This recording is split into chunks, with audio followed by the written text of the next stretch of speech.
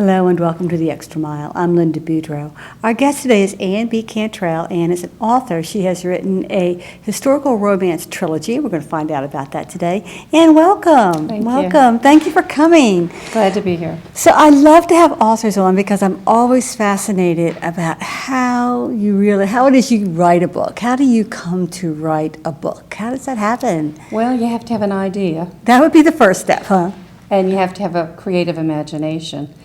And having a good background in English and grammar helps. So you have to kind of love the language, I'm thinking, huh? Love the language and be willing to work hard.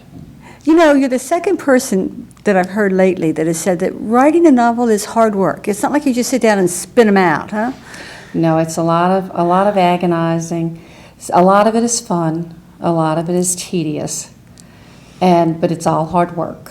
But it is worth it when you finish it and you write the end I write by pencil, by ink. Oh, you do? I'm not a computer person. So you sit down with your legal I sit tablet there or with whatever? my legal tablet and my ink pen, and I write. And then I take my two fingers and I go type it up. That alone is work. That's a lot of work. But when I write the end on the bottom of that manuscript, it makes it all worthwhile. And then when people read them and come back to you and say, I couldn't put it down, it was fabulous, it makes it all worthwhile. And that's why you do it. Well, and having the love for having a story that you want to get out. Okay, so, and I'm thinking that in terms of just writing the story, it must be a wonderful creative process. It is, and I've belonged to a writers group and have learned so much from the group, and it's Romance Writers of America. Okay. Is that a national group? That's the national group, and then they have local chapters in different cities. And in New Orleans, it's called SOLA, because it's the Southern Louisiana branch of RWA. And you don't have to write just romance to belong.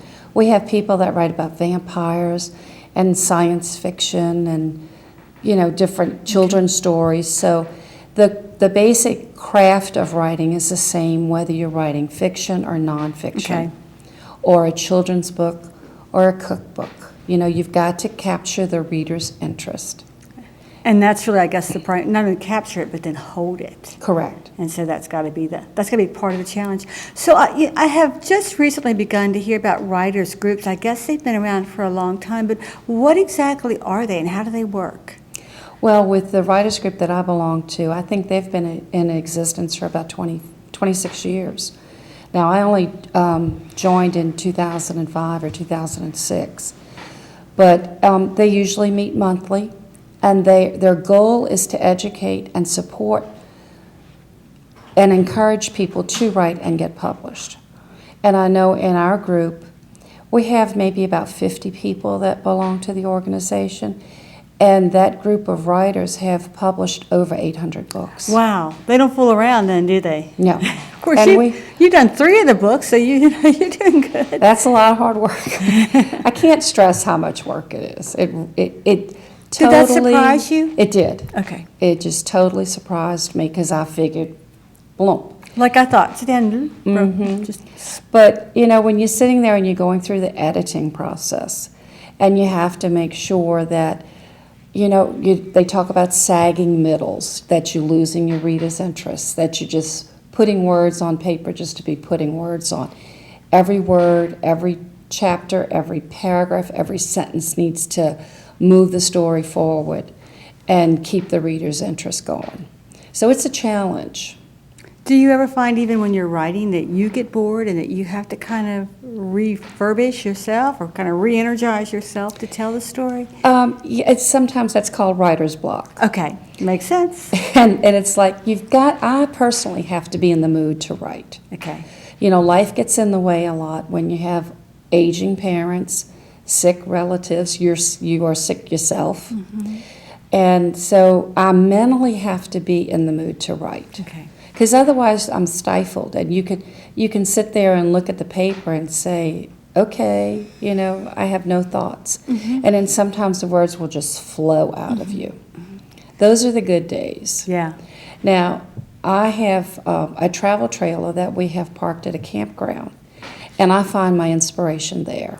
That's where you go to write, or where you write easiest? That's where I write the best at. In fact, I wrote the second book there.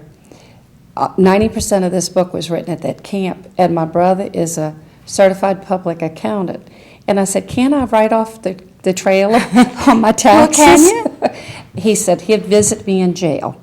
I take that as a no. I take that as a no, but it was like, this could be my office, Yeah, you know? yeah. Well, if it's working for you. Now, what did you do before you became a writer? Because this isn't what you've done your whole life, I think. No, I was a nurse. I am a nurse, but I practiced for 39 years in New Orleans and Jefferson Parish. For 37 years, I worked at Oshner, and I know everybody knows. Oh, yeah. Everybody knows Oshner. Yeah. And I worked in a recovery room, and for most of my career, I worked in day surgery. So the patients would come in that morning, and we'd get them ready for surgery, start their IVs, and give them their medicines and everything, and teach. And then the patients who went home, we took care of and discharged. So that was a busy schedule, because Very every busy. day you were prepping and. Oh, we'd have 100 covering. patients a day. Wow, wow. You know, and a limited time to be with each person. So the time that I did spend with them, I wanted to make sure that all of their concerns and issues were answered, and then, you know, that they knew what to expect when they would go home. So was writing something that you kind of had in the back of your head for when I retire, I think I'll write a book? No, some little seeds were planted all along through my life. I had a very good education in a Catholic girls' high school, and with, you know, 4 years of English, and then my nursing school, I was fortunate enough to go to Tulane and had English 101, English 102, and then Southern literature and things like this. So I had creative writing throughout my education. And I had teachers that told me that I should write. Okay, so. So the Planting seed was seeds. planted. The seed was planted. Then I had a nurse colleague who retired, and she decided she wanted to write and self-publish. Because if you go with traditional publishing, it can be 2 years before you see your book in print. And her attitude was, I'm old, I don't know if I'll be alive in 2 years, so I want to get that book out now. And I can talk to people and promote my own work. Mm-hmm. So with her as my mentor, she taught me the steps of self-publishing. And that's what you did, too. And that's what I did also. Are you glad you chose the self-publishing route? Yes and no. You would never think that sitting in a chair at a festival for 8, 10, 12 hours a day would be tiring, but it is. It's physically, as a nurse that worked 12 hours a day that never sat down, sitting down to me sounded like a good job, but it really isn't. It's physically demanding because you have to set up your tent, you have to carry all your books and set up your table and everything. But I like meeting people and talking to people about my books and getting feedback from them when they come back, because the books didn't come out all at once. The first book came out after I retired. That was my goal when I retired, to get the book done. And I revised it and fixed it up and got it ready. The second book, because the research had already been done, I was able to get in print within a year. The third book, which is the one that I love the most, took me 18 months. That was a long time. It was a long time. Life got in the way. But my readers kept me encouraged, because they would say, when is book 3 coming out? Or I'd get an email from somebody and say, I really loved your description of the Old South, and I can't wait to read your next book. And that encourages you. Oh, totally, totally. I got 2 such emails within the course of 2 weeks. Well, that'll kind of get you going again, huh? One was from a gentleman, and he said that his family had owned a plantation in the South before the Civil War, and they lost it after the Civil War. Now, it was somewhere in Houma, but he said because he had read my books, and the first 2, and had loved them so much, that he wanted to come down to New Orleans and travel to the, Cajun country and see if he could find any information about his family home that was lost. Wow. So it really does touch people in the most unexpected ways, doesn't Right, it? you really, you don't know what kind of comments you're going to get. And You don't know what kind of impact you have. You Right, don't. and I tell people, please be honest, because it does me no good if you say you love the book and the book sucked. Yeah.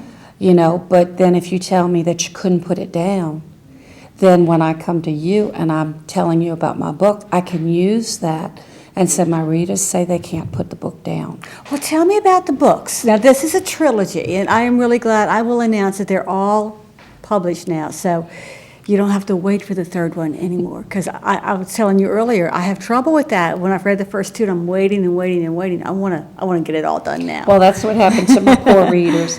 But they spent the time while they were waiting rereading the first two books again. So they're that good? That's what they said. Apparently they are. And I'm kind of prejudiced, But you know what they say. They said they reread. They reread. Okay, so what do we have So this is here? the first book. This is Legacy of Time, and it is a time travel historical romance. The time travel is just the vehicle to get my modern day girl, back to 1840 New Orleans and the plantation country. Because some people will say, I don't like time travel, all that bouncing back and forth. But it's the story and the romance is the main focus in this book. Okay, so we don't have to worry about going from the 21st century back to... No, she doesn't bounce around. Okay, okay. I mean, there is some, but it's minimal. Okay, But that was how I could get her to go back in time. okay. And she meets a plantation owner, sugarcane plantation owner, and of course they fall in love. Romances always have to have a happily ever after ending. Good, because I just don't want to be worried about that. That's right. That by definition, to be a romance, it has to end happily. So we have to get our modern day girl back there permanently, huh? Right. Okay. Right. We've got to get her there. And I don't want to tell you all. No, we're not going to hear how it all No, I can goes. tell We're you just how going to it know we goes. like the end. But, she tries to fit in because things were different in 1840. It was a male-dominated society, and women were, the wife and the mother, and that was basically the roles that they played. Some women did run plantations, but, they were few in number. So here I have a modern-day woman who's got women's rights and women's liberation all under her belt, and she goes back to a chauvinistic society. So, of course, she's going to clash with my hero. So she's got to try to fit in, and she wants to make a difference. And this book is complete, but it's a cliffhanger. You know more is going to happen to her. And it happens in the second book. So, but if you only read the first book, you will have read a book. You will have read a book. Okay. What happens in this book is that the story ends before something happens that she found out about. Okay. So it is complete, but it leaves you knowing that she's going to face something in the future. Okay. Okay. This book starts the day this one stops. And her life continues, but it also addresses the story of her brother-in-law and his future wife. So it's got like two separate romances going on, along with whatever happened in his first book that continues in this book. Okay. So these two are like hand and foot. Okay. I tell people if they only want to buy the two, that, they only want to buy the one. I said, you're going to want this one because you're going to wonder what happens. Okay, what if you only read the second book? Are you left? Hopefully you will be able to figure it out. Okay. Now the third book takes place 20 years later.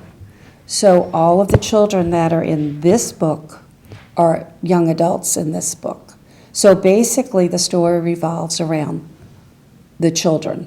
And this book takes us to the Civil War? This book takes us to the Civil War. Okay. So I like to, think of my books as Back to the Future meets Gone with the Wind. And if I could travel back in time, that would be the time period that I would go to the antebellum. Because I'm just fascinated with it. And I really didn't go visit plantations before I started writing these books. But you go back and it's like, who was in this house? What did they do? What impact did historical events have on their lives? Yeah, yeah. You know, just the Mississippi River flooding in 1927, when the Army Corps of Engineers decided to build the levees higher, hundreds of plantations were destroyed with just rebuilding the levees, because the levee, you know, they were close to the river, and the levees took up the land. Yeah. And a good example of that is San Francisco Plantation in, I can't remember what city it's in, but it's on the River Road. And the front steps are maybe 10 feet from the road, but they were able to save that plantation. Okay. But they weren't able to save them all. They weren't able to save them all. A lot were moved. That's what I'm thinking, just kind of They move them. picked them up and moved them, Yeah. but a lot was lost. And that's our history. That's Yeah. our culture. Yeah, that's one of the many reasons why those that we still have are so precious. Right. Because we don't have them all. Right. Now, you've done a lot of research. This wasn't information you just grew up knowing, I'm thinking. Oh, no. A lot of research. And thank goodness for computers and the internet, because I still remember card catalogs in the library. Back into D. And, you know, if I'm sitting there talking about a battle in the Civil War, I have to be historically correct. I can't say Lincoln was killed at Gettysburg and get away with it, because your writers are very astute. They will know that, no, they didn't wear hoop skirts during that year. They didn't come about till this year. People know that kind of thing? People know this stuff. Wow. And so, and they'll be fast to call you on it. Now, I haven't made any of those mistakes, but I have seen that in books that I have read. And it There's was a whole lot that goes into writing one of these books, isn't well, there? and even thinking about the language and the wording. For the first book, I had to try to figure out how to say, he closed a door, you know, with the African dialect, the slave dialect. And so it was like, well, I know how it sounds, but how do you transform that into words? So here again, research with the National Library of Congress. They have slave narratives that were published and put on the internet, but they're from 1939. So I went back and got the oldest slaves that I could, who would have been adults during the Civil War, and looked at how they said things, because the person who interviewed them wrote exactly how they said. You know, if I said, you know, close the door, you know, it's going to be spelled D-O apostrophe. It's not going to be spelled D-O-O-R. So research is fun. I like that part. Is that one of your favorite parts? That's my favorite part, because you learn so much. When I went to school, I had a very good education. But if somebody came up to me and asked me about the Civil War, I'd say North versus South. A lot of people died. Gettysburg and Lincoln with the Gettysburg Address. And, I mean, I could have gone a little deeper than that maybe, but that's the focus of what you remember about the Civil War. Well, let me tell you, I learned a lot. And you, a Southerner. I learned a lot. But I mean, I didn't have anybody that lived or died in the Civil War that I'm aware of. But this couple, this gentleman, had a grandfather that fought in the Civil War. The person that really is. He's, you know, not the character in the book, but that actual person right there. His ancestor fought in the Civil War. And during one of the battles, he got shot in the knee and continued to ride his horse with this wound, and went to the field hospital, got his leg amputated, and then wound up serving in the capacity of a jailer for a Union prisoner of war camp. I have no such experience or relatives to call upon, but you know, he made his uniform. They do Civil War reenactments. They do Civil War reenactment, and so his uniform is based on what his great-great-great-grandfather would have worn. Okay. Because when the war first started, the South was poor, except for the rich sugarcane planters. They had no factories that could turn out uniforms like the North had. So it was at least 3 years into the war before the Confederacy even could provide uniforms for the soldiers. Now, you don't know that without research. No, it's not something you even think about. You know, you're busy wondering about the battles, not what they wore. Right, right. And so at some point, you could have been wearing the same thing that the person you're fighting against could have been wearing. Which would probably cause some confusion on the battlefield. Correct. Depending on where you're You know, standing. if you're shooting this way and you shooting this way, then you know that's your enemy. We kind of hope that you. But just realizing the deprivations that these men went through. And their families, I mean, everyone. They would march them 30 miles a day. They'd have no food. They had to forage for the food. So they basically stripped the land as they went. And then they had no water. Or if they had water, there would be dead bodies, dead mules, dead horses in it. So dysentery and communicable diseases, sexually transmitted diseases, killed more soldiers than bullets did. And when you think that it wasn't just the men who suffered, the women and the children at home suffered. Everyone suffered. It was a very difficult. You know, the soldiers would get letters saying, please come home, the children are starving. Many women turned to prostitution in order to be able to feed their children. But you don't learn that in high school. No, that's the part they leave out. You know. Yeah, they leave that part out. And then the other thing is that the sheer number of people who died, that, you know, they'll say it was 7% of the population. But if you use today's numbers, there would be like 7 million people dying in the United States. So when they say that the Civil War lost more men than any of the other wars combined since, it was the Civil War because they were all Americans that were fighting. Right, we were fighting ourselves. Right. So that's always a bad idea.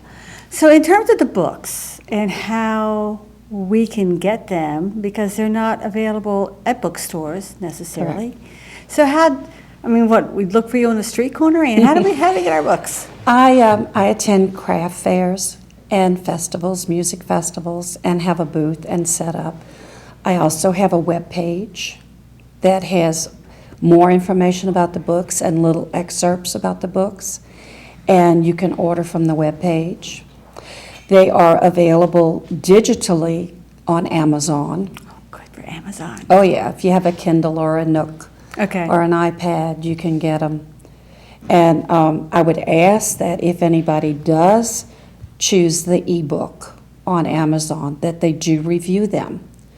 I had some really great reviews on my first book, and don't ask me how, but Amazon pulled them down. Really? And left the bad one up. And it's like, you know, you write to them, and it's like, wait a minute, what happened to my good review?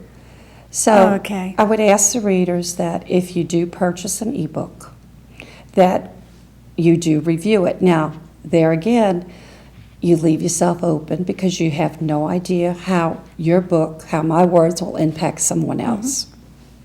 But you're willing to hear it. I'm willing to hear it because only by hearing the feedback can I write better. Are you going to keep stories. writing? Are you going to keep doing this? Oh, yes, I have a book in progress right now. It's called How Many Frogs Must I Kiss? This book is a humorous, sarcastic, self-deprecating look at an older divorced woman's search for the mystical, elusive Prince Charming. Well, This book is a little autobiographical in nature, as I've been married 3 times. It took me 57 years to find my prince. but you found one? You I found not found one, you him. found him. I found him. And ladies and gentlemen, when you find the right one, it's perfect. But this book has been in progress for at least 7 years, but had to get the trilogy done before I could start finish that one. But then the next book after that will be a historical romance again. Do you think you'll do another trilogy, or you think you're going to do a single? At this point in time, the rest of the books I have planned are just single editions. Okay, well, it's just very exciting. I'm just happy for you, proud to have you as a part of our show, and I do hope that people will take advantage of the different ways that they can access your book, because if you want to read it, there's a way to do it. And just very, very quickly, because we're out of time, how do you get your books digitalized? How do you get them through Amazon? You have to format them, and you upload it to their website, and they convert it. I'll tell you what, these are interesting times in terms of getting your information out there. One quick final question. Will we be in Acadiana anytime soon? I have heard that you have a 500 booth craft fair flea market here. Mm-hmm. And I said I may have to check that out. Check it out. It's an opportunity. Thank you so much for being here. Well, I today. appreciate being here. And thank you for watching The Extra Mile.